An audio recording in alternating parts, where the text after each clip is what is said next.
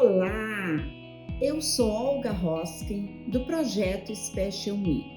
Se você gosta dos nossos vídeos, dê um like, compartilhe, porque muitas outras pessoas podem ser beneficiadas com isso. E hoje eu vou falar para vocês um assunto muito interessante. Quantas pessoas são necessárias, ou melhor dizendo, quantos profissionais e pessoas são necessárias para nós tratarmos de desenvolver bem uma criança autista? Então, prestem atenção, eu vou falar para vocês o ideal, o que deveria acontecer. Se você tem um filho autista, pense comigo nas possibilidades que eu vou apresentar para vocês e depois vocês podem avaliar se sua criança está tendo realmente toda essa ajuda necessária ou não. Muito bem.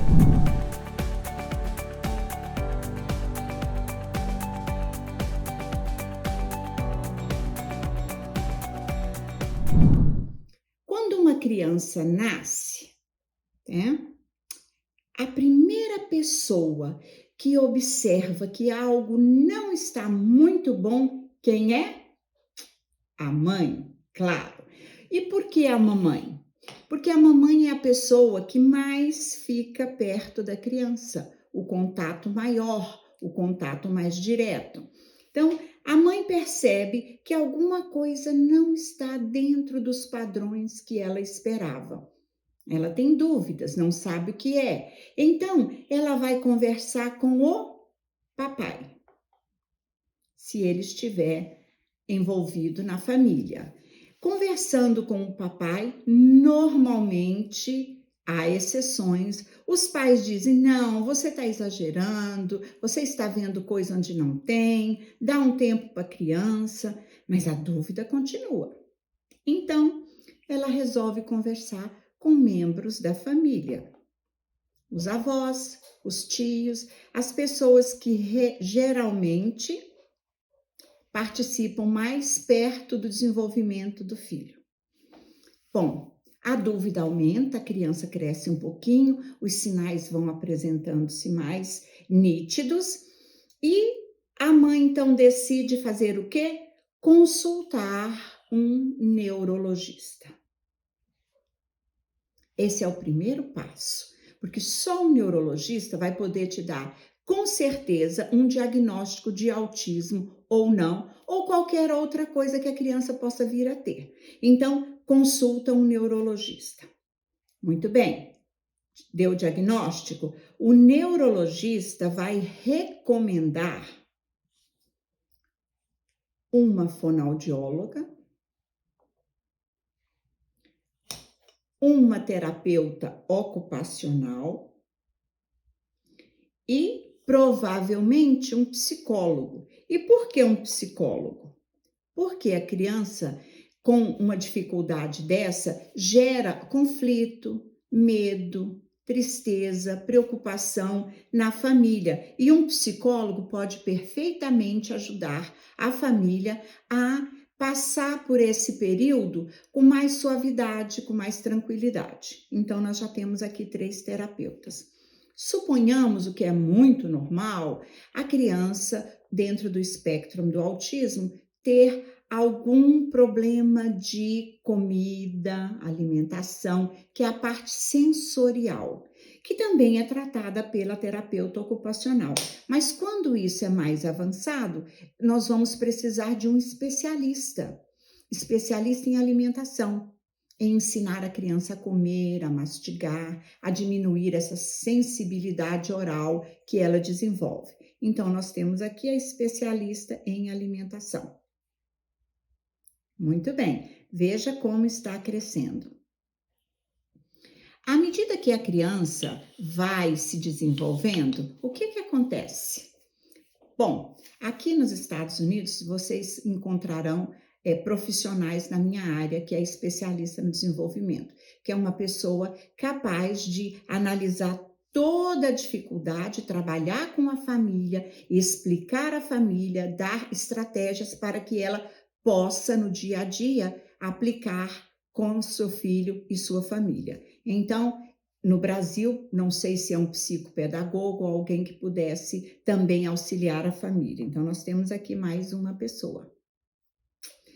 Daí a criança vai desenvolvendo, vai crescendo um pouco mais e ela precisa ir para a escolinha.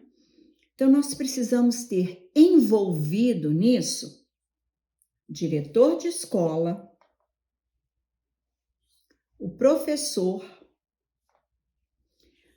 o psicopedagogo, e eu já vou botar aqui, tá? Então, existe também um curso que eu montei com muito carinho para vocês, que é Tudo sobre Autismo em Crianças. Aqui embaixo você pode acessar as minhas redes e vai encontrar o acesso deste curso também. É um curso rápido, com 18 módulos e todos eles independentes, ou seja, você o faz no seu tempo, na sua condição de momento ali, e pode voltar e repetir para entender melhor ainda. O psicopedagogo, e eu já vou botar aqui, tá? E também os coleguinhas. E por que não? Lembram da inclusão? Os amiguinhos, os coleguinhas, também têm que fazer parte disso. A escola tem que ser preparada para receber essa criança. E esse preparo vem da direção, do psicopedagogo, do psicólogo, do professor e da classe em si, que são os coleguinhas. Todos precisam estar envolvidos com isso. Para que tudo isso aqui aconteça, nós precisamos do suporte da área de saúde, que é exatamente as seguradoras de saúde. Elas precisam e devem auxiliar no tratamento, possibilitando aos pais dar aos seus filhos as terapias necessárias. E também, muito importante, são as ajudas e as possibilidades que o governo deve oferecer. Porque o governo da sua cidade, ele precisa estar envolvido, o prefeito, o governador, porque sem eles as leis não vão funcionar. Então, eles também devem estar envolvidos. Isso aqui me parece o ideal para que seu filho possa ter o desenvolvimento necessário, para que ele cresça, para que ele não tenha dificuldades futuras e para que ele se desenvolva enquanto cidadão. Esse é o ideal. Agora, nós vamos falar sobre a realidade, que é bem diferente. Vamos lá? Então, o primeiro que se omite normalmente, principalmente no Brasil, é o governo. Esse sai. Vocês viram outro dia as palavras do Esperidião a mim? Totalmente fora do contexto. Depois nós vamos retirando. Por quê? Porque se não há uma lei que possibilita todas as terapias serem aplicadas aos seus filhos, o seguro-saúde não faz. Ele só dificulta, ele não facilita nada.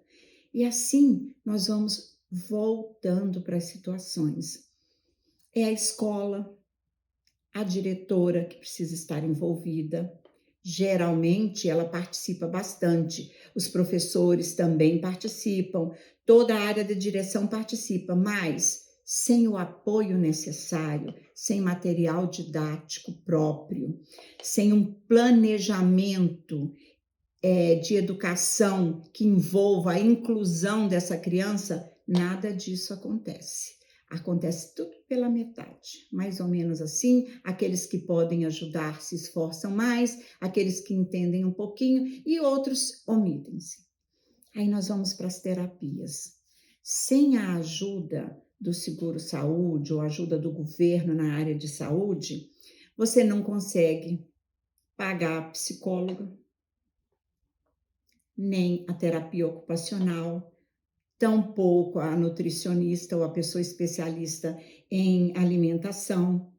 E a outra terapia. Ah, e ainda tem, esqueci de um, que é o físico, o terapeuta físico, porque as crianças dentro do espectro também, muitas delas têm uma dificuldade na coordenação motora, no andar, etc. Então, também seria mais um aqui. E aí, nós vamos voltar aqui para a família. Nós temos a criança, a mãe, o pai, os tios, amigos. Geralmente, a criança, quando nasce na família, os amigos são os primeiros a apontar o dedo e dizer: esse menino não tem nada, nossa, não chama aquela família, não, porque eles têm uma criança que é insuportável, que chora muito, grita, atrapalha tudo, não chama.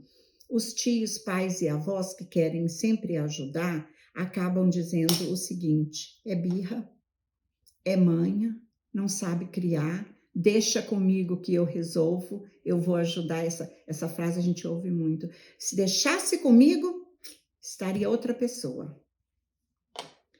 E, infelizmente, 80%, isso é estatística, dos pais também se omitem. Muitos deles deixam a família, rejeitam o que a mãe está dizendo, de certa forma acusa e responsabiliza a mãe pela situação e sai. Então, a realidade é sempre muito dura. É a mãe e a criança. Isso é a realidade, infelizmente. Agora, nós podemos mudar isso, nos juntando, nos unindo, criando situações e educando as pessoas, educando a civilização humana, educando as comunidades. O que é o autismo? Como trabalhar com o autismo, né? Então, vamos lá? Vamos todos trabalhar juntos para que essa criança